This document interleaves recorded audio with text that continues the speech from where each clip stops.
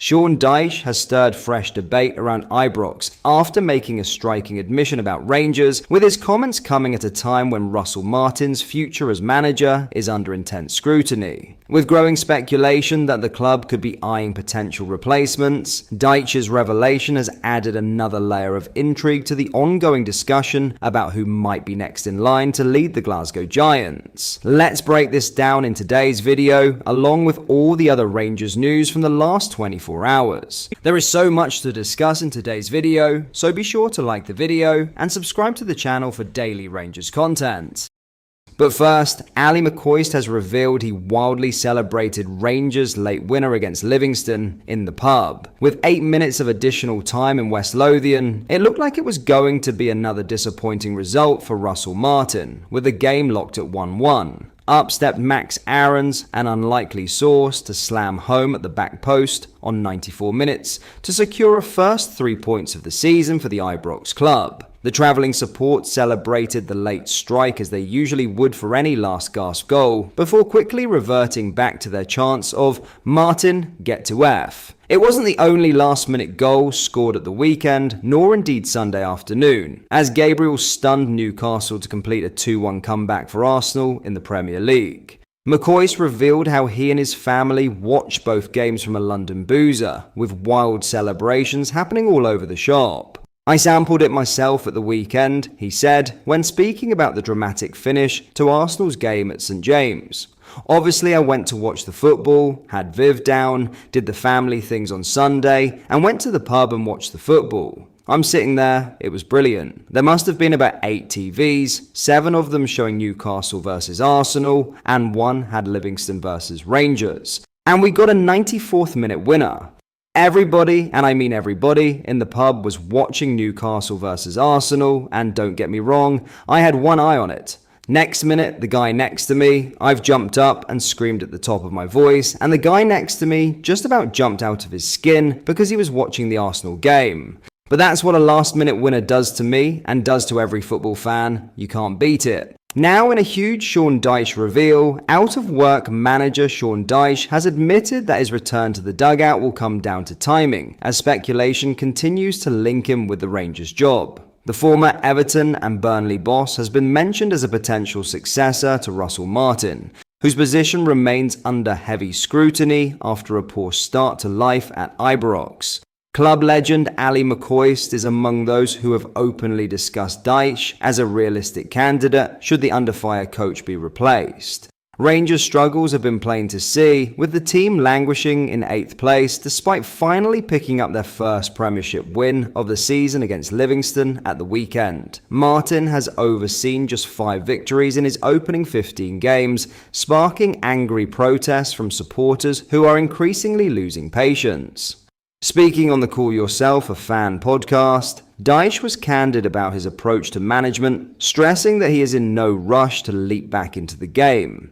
"It's a strange thing, football management.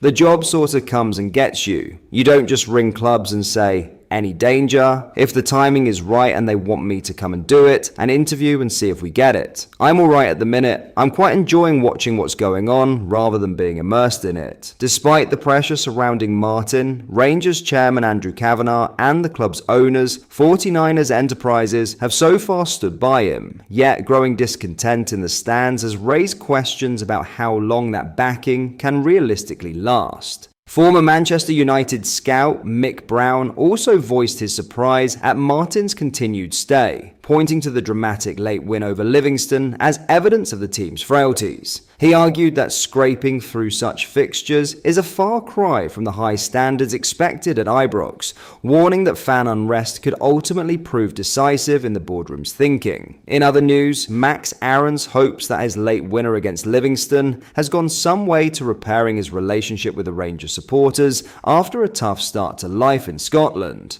A string of unconvincing early season performances culminated in the fullback being shown an early red card in the 6-0 loss away to Club Brugge, the nada of an already troubled campaign for the Light Blues. In his first appearance since that night in Belgium, Aaron's injury time strike secured a maiden league win for Russell Martin in the most dramatic of circumstances. On a personal level, Aaron's hopes it's gone some way to redeem himself in the eyes of the fans. No one was more disappointed than I was with that, he said of his sending off in the crucial Champions League qualifier.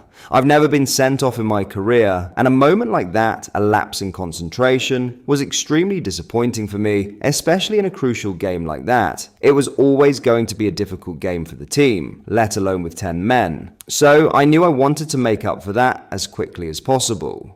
The first chance since that game was on the pitch today, so hopefully, in a small way, I've done that. I think at this football club, you need to have a strong mentality and character and show that every week. And I think, like I said, today was a good starting point and return for me. There are mitigating factors as to why the Englishman has struggled to get the fans on side in the infancy of his Ibrox stint. As Martin's first signing, he was looked upon as a statement of intent to dislodge captain James Tavernier from the right-back slot, something he hasn't managed to achieve. This, coupled with the fact that he was used as a makeshift left-back in the early weeks of the season, meant the initial glimpses of him in a Rangers jersey were out of position and ultimately uncomfortable. These are things that arise in football, however, and Aarons isn't a novice. He arrived at Rangers with more than 200 appearances for Norwich to his name, and at one stage commanded a transfer fee north of £12 million.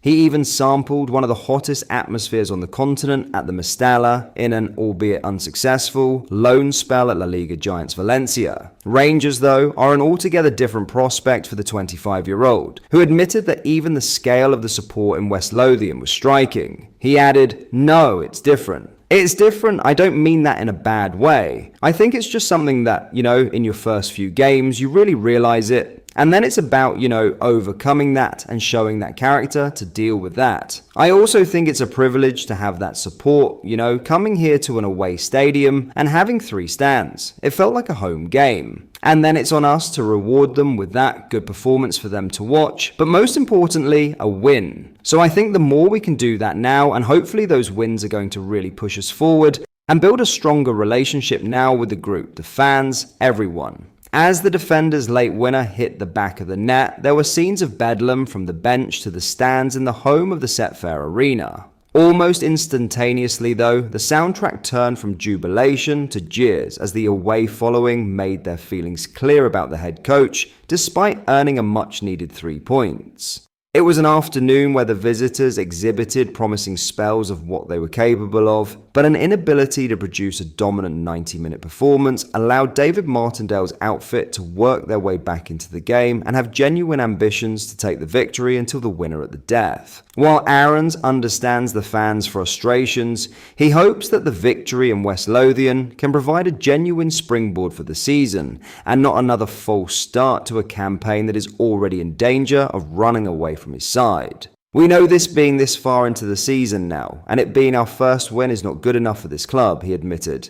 We know that, but moments like today, they build character and they build a trust within the team that we can get through the difficult spells. Every game isn't going to be an easy coast to a win. We have to dig in moments like that and win late if we need to. But that is all for today's video. Thank you for watching. I hope you enjoyed. If you did, please make sure you hit the like button and subscribe to the channel. We post all the latest Rangers news every single day, so join our fast growing community so you never miss out. Thank you. I'll see you in the next video.